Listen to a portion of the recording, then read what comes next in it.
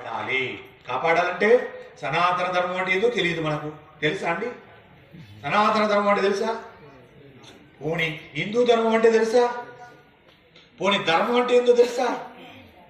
ఏంటి ధర్మం? చెప్పు నాయన, ఏంటి ధర్మం అంటే ఏమిటి?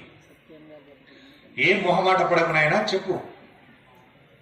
ఏంటి ధర్మం అంటే ఏమిటి? తెలుసు అనేది ఒకటే తెలుసు. ధర్మం అంటే ఏందో తెలుసు. ఏం తెలుసు అంటే తెలుసు అని కూడా అక్షరం తెలుసు. ఇదే తెలియజెప్పుతుంది మహాభారతం.